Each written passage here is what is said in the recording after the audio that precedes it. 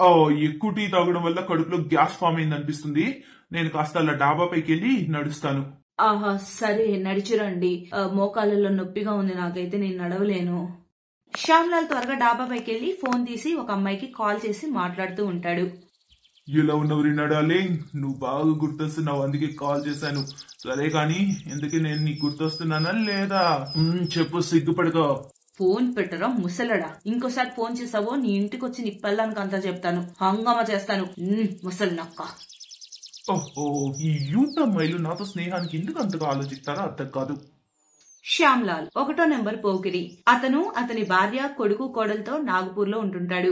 కానీ అతనికి ఇప్పుడు అతని భార్య అంటే నచ్చడం లేదు. ఎందుకంటే ఆమె ముసలిదైపోయిందని, ఇంకా తరచుగా జబ్బు పడుతూ ఉందని. అతను తన కోసం యంగ్ అమ్మాయిని వెతుక్కుంటున్నాడు పెళ్లి చేసుకోవాలని. అందుకే అతను యంగ్ అమ్మాయిలందరికీ ఫోన్ చేస్తూ ఉంటాడు, ఎవరో ఒకరు తన వలలో చిక్కకపోతారా అని. కోడలు ప్రెగ్నెంట్ అవడం వల్ల గాయత్రి అన్ని పనుల్లో ఆమెకు సాయం చేస్తూ ఉంటుంది. కానీ ఆమె ముసలిది, అందువల్ల ఆమెకు కాస్త పని టైం లేట్ అవుతూ ఉంటుంది. దానివల్ల శ్యామ్లాల్ ఆమెపై కోప్పడుతూ ఉంటాడు.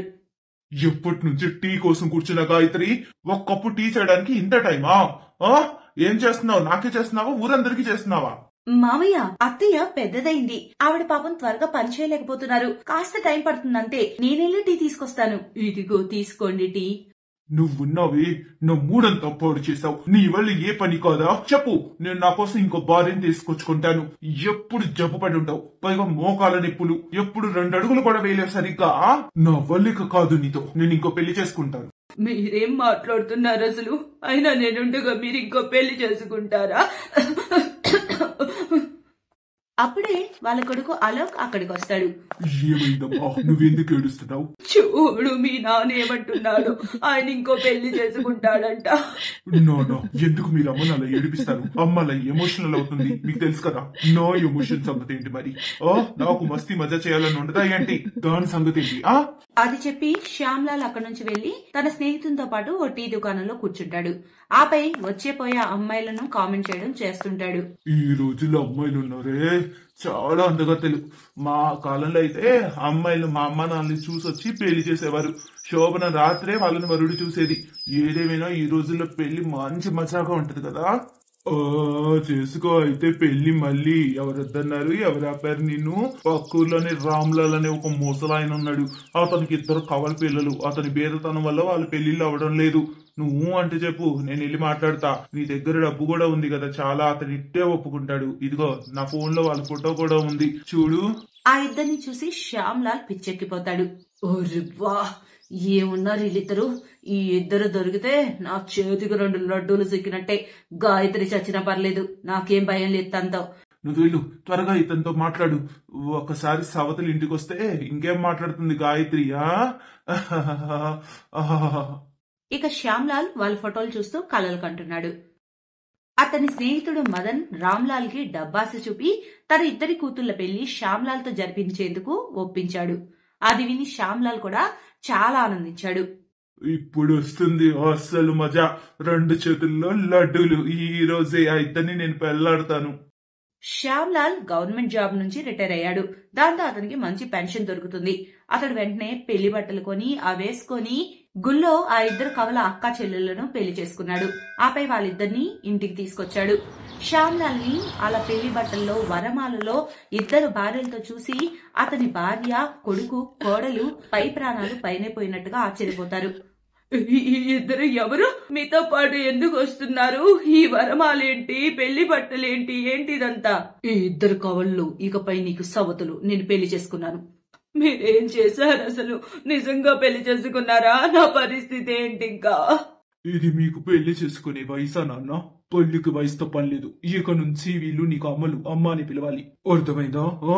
నాకు మిమ్మల్ని చూస్తేనే సిగ్గేస్తుంది నాన్న.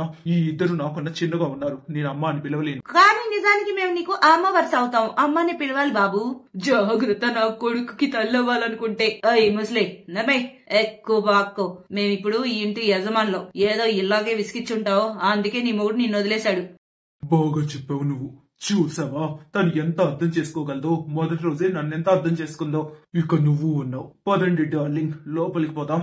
సరే ముస్లి, మగది బాగా సిద్ధం చెయ్యి. ఈ రోజు నా 2 భార్యలతో నాకు శోభనం. పదండి డార్లింగ్, వెళ్దాం పదండి. గాయత్రి వెక్కి వెక్కి అడవసాగింది. మరుసటి రోజు నుంచి ఆ ఇద్దరు కవలలు తమ అసలు రంగు చూపడం మొదలు పెట్టారు. కూర్చున్నావేంటలా, ఎల్లే త్వరగా ఇల్లుతుడు. కానీ నేను కడుపుతో ఉన్నాను, ఇల్లు తుడవడం నాకు కష్టం. ఒక్కటిచ్చాన గట్టిగా అన్ని సులువవుతాయి. లే పదా, త్వరగా ఇల్లుతుడు. ఓయ్ నువ్వు ముసలి, ఎల్లే అందరికి వంట చేపం. అలా కొద్ది రోజులు గడిచిన తర్వాత శ్యామ్లాల్ కోడలికి ప్రసవం జరిగి ఆమెకు ఒక అబ్బాయి పుడతాడు. ఈ ముసలుడి కోడలికి అబ్బాయి పుట్టాడు. ప్రేమంతో అటువైపు మలుతుందేమో. ఒకరోజు వీలు చూసుకొని ఆ బిడ్డను జంగిల్లో పడేయడానికి తీసుకెళ్తూ ఉండగా అప్పుడే శ్యామ్లాల్ ఎదురొస్తాడు.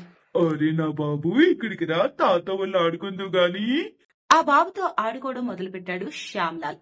శ్యామ్లాల్ మనవడి ప్రేమలో మునిగిపోయాడు. ఓ ముసలుడు తన మనవడి ప్రేమలో పడ్డాడు. ఇక మనం ఇల్లంతా ఊడ్చేసి వెళ్ళిపోవాలి. సరిగ్గా చెప్పావు, ఈ రాత్రికి ప్లాన్ అమలు చేద్దాం. ఇక ఆ రాత్రికి వాళ్ళిద్దరూ ఇంట్లో డబ్బు నగలు దొంగిలించి వెళ్తూ ఉండగా నీళ్లు తాగడానికని వచ్చిన గాయత్రి వాళ్ళని చూస్తుంది. ఆపై గట్టిగా అరుస్తుంది, దొంగ దొంగ పట్టుకోండి. ఆ అరుపులకు అందరూ అక్కడికి వస్తారు. మీ ఇద్దరికి ఉండటానికి ఇల్లు ఇచ్చాను, పెద్దను ఇచ్చాను, అన్ని సౌకర్యాలు ఇచ్చాను. కానీ మీ ఇద్దరు నా ఇంటిని దోచుకుంటున్నారే. మీకన్నా నా గాయత్రి 1,000,000 రెట్లు గుణవంతురాలు. శ్యామ్లాల్ వాళ్ళిద్దరిని పోలీసులకు పట్టించాడు. ఆపై గాయత్రిని తన తప్పుకు క్షమాపణ అడిగాడు.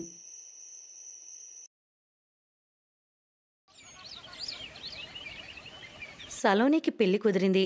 కానీ ఆమె పెళ్లిలో మెహందీ కోసం చింత మొదలైంది. మమ్మీ, ఇప్పుడు నేనేం చేయను? మీరేమో నన్ను మెహందీ పెట్టుకోమని అంటున్నారు. కానీ నాకు మెహందీ అంటే ఎంత ఎలర్జీయో మీకు తెలుసు కదా. నేను ఇలా మెహందీ పెట్టుకోగానే తుమ్ములు స్టార్ట్ అయిపోతాయి. అంతే, ఇంకొక వారం రోజుల పాటు బాధపడాల్సి ఉంటుంది. నేను ఇలా మెహందీ పెట్టుకున్నానో లేదో తుమ్మి నా బుర్రంతా పాడైపోతుంది. నీకన్నా ఎక్కువ నాకు చింతగా ఉంది. కొత్త పెళ్లి కూతురివి కదా, మెహందీ పెట్టుకోవాల్సిందే. మరి నువ్వు పెట్టుకోబోతే నలుగురు 4 విధాలుగా అనుకుంటారు. చిన్నప్పటి నుండి మెహందీ పెట్టుకుంటే నీకు ఎలర్జీ వచ్చి తుమ్ములు మొదలవుతాయి. ఇదే విషయం మీ అత్తగారికి గాని తెలిస్తే బావుండదు కదా. ఆవిడికి తెలిస్తే ఈ సంబంధమే వద్దంటారేమోనని నాకు భయమేస్తుంది. నచ్చకపోయినా నువ్వు మెహందీ పెట్టించుకోవాల్సిందే తల్లి. మమ్మీ, నాకు అప్పుడే టెన్షన్ స్టార్ట్ అయిపోయింది. దీన్ని బట్టి చూస్తే నేను మెహందీ పెట్టించుకోవాల్సిందే. అవును, మరింక పెట్టించుకోవాల్సిందే. మీ అత్తగారే ఫోన్ చేస్తున్నారు. ఉండు, మాట్లాడినేవు. హలో, నమస్తే వదిన గారు. అదే ఇప్పుడే నేను మెహందీ ఆవిడికి ఫోన్ చేస్తున్నాను. అవును, మీరు చెప్పిన అమ్మాయినే. సరే, నేను ఆమెతో మాట్లాడిన వెంటనే మీకు ఏ విషయం చెప్తాను. ఏమైంది మమ్మీ? అత్తయ్య ఏమంటున్నారు? అదే ఆవిడంటున్నారు. ఆవిడ చెప్పిన మెహందీ అమ్మాయినే బుక్ చేసుకోమని చెప్తున్నారు. మాట్లాడిన వెంటనే ఆమెతో చెప్పమంటున్నారు. ఆ అమ్మాయితో పెట్టించుకుంటే చాలా బాగుంటుందని ఆవిడ అనుకుంటున్నారు. సరే, మరి ఏం చేస్తారో చేయండి. చూద్దాం ఎలర్జీ అయితే ఏం చేయాలో. నేనైతే తుమ్మి పిచ్చిదాన్ని అయిపోతాను. ఇప్పటి నుండే నా బుర్ర పాడైపోతుంది. పెళ్లి దగ్గరవుతున్న కొద్దీ సలోనికి చింత మొదలైంది. అసలు మెహందీ ఎలా పెట్టించుకుంటుంది అని. మరుసటి రోజు రాహుల్ కాల్ చేస్తాడు. సలోని, అమ్మ మెహందీ వాళ్ళని బుక్ చేసింది, నీకు తెలుసు కదా. మమ్మీ మాట్లాడారు, అంతా చెప్పారు. మెహందీ రోజు ఆమె ఇక్కడికి వస్తుంది. సలోని, అమ్మనితో మాట్లాడతానంటుంది. అత్తయ్య, సరే ఇవ్వు. హలో సలోని, నేనేమంటున్నానంటే మెహందీ ఆవిడికి చెప్పు. కాళ్ళకి చేతులకి నిండుగా మెహందీ పెట్టమని. మెహందీ ఎర్రగా పండితే శుభమన్నమాట. మెహందీ ఎర్రగా పండిందంటే దాని అర్థం భార్యాభర్తలు కూడా అంతే సంతోషంగా ఉంటారని. ఒకవేళ నీ మెహందీ ఎర్రగా పండిందే అనుకో, దాని అర్థం రాహుల్కి నీకు మధ్య చాలా గట్టి అనుబంధం ఉందని. సరే అత్తయ్య, నేను మెహందీ ఆవిడికి చెప్తాను, మంచిగా చేతులు కాళ్ళకి పెట్టమని. సరే, ఇదిగో రాహుల్తో మాట్లాడు. సలోని, మంచిగా మెహందీ పెట్టించుకో. కొత్త పెళ్లి కూతురు మెహందీ పెట్టించుకుంటున్నప్పుడు అదే భర్త పేరు రాసుకుంటారు కదా, నువ్వు కూడా అలా పెట్టించుకో. అలానే పెట్టించుకుంటా. సరే అయితే, అమ్మ పిలుస్తుంది, ఉంటాను. సరే, బాయ్. సలోని ఫోన్ పెట్టేస్తుంది. ఇష్టం లేకపోయినా సరే మెహందీ పెట్టించుకోవాల్సిందే. ఎందుకంటే మంచిగా మెహందీ పెట్టించుకోవాలని అందరూ అనుకున్నారు. సలోని పెళ్లి రోజు రానే వచ్చింది. ఆంటీజీ, సలోని మెహందీయే మిగిలిపోయింది. మిగతా చుట్టాలందరికీ నాతో పాటు వచ్చిన అమ్మాయి మెహందీ పెడుతుంది. మెహందీ అయితే చల్లగా లేదు కదా, అది మెహందీ పెట్టుకుంటే నాకు ఎలర్జీ వస్తుంది. నాకు చాలా తుమ్ములొస్తాయి. అరే, అదేంటి మీకు మెహందీ అంటే ఎలర్జీ అని మీ అత్తగారితో ఎందుకు చెప్పలేదు? బాగోదు కదా, మళ్ళీ వాళ్ళేమన్నా అనుకుంటారు. ఆ కారణంగానే చెప్పలేదు. మంచి బ్రైడల్ మెహందీ పెట్టించుకోవాలని అత్తయ్య ఆశపడుతున్నారు, అందుకే. ఆ! అదే నేను కూడా అదే అనుకున్నాను. ఆవిడకి కూడా ఉంటది కదా! కొత్త పెళ్లి కూతురు మంచిగా మెహందీ పెట్టుకోవాలని. అందుకే చెప్పలేదు. అది సరే కానీ ఏది మీ చెయ్యి ఇలా ఇవ్వండి, మెహందీ పెట్టడం మొదలు పెడతాను. అప్పుడే సలోని వాళ్ళ అత్తగారు లోపలికి వస్తారు. ఆగు. సలోని ఇక మెహందీ పెట్టించుకోదు. వదిన గారు మీరిక్కడ. వెంటనే ఇక్కడికి రావాల్సి వచ్చింది. కోడలు మెహందీ అసలు పెట్టించుకోదు. నాకు నిజం తెలిసిపోయింది. నా కోడలికి మెహందీ అంటే ఎలర్జీ అని. సలోని, ఈ మాట నువ్వు ముందే చెప్పాల్సింది కదా! మీ పిన్ని నాకు ఉదయం మార్కెట్లో కనిపించారు. ఆవిడే నాకు ఈ నిజమంతా చెప్పారు. నువ్వు గానీ మెహందీ పెట్టించుకుంటే పెళ్లి టైంలో ఎంత ఇబ్బంది అయ్యుండేది. అమ్మా సలోని, నీ ఇబ్బందంతా నాకు బాగా తెలుసు. ఉదయం మార్కెట్లో కనిపించినప్పుడు ఉండబుద్ధి కాక ఈ విషయం అంతా చెప్పాల్సి వచ్చింది. సలోని తల్లి, నువ్వు కోడలివి తర్వాత ముందు కూతురివి. నువ్వు నాకు ముందే ఈ నిజం చెప్తే నేనేమైనా నీ మీద కోప్పడతానా? లేదు తల్లి. ఇప్పుడు నువ్వు మా ఇంటి బాధ్యతవు.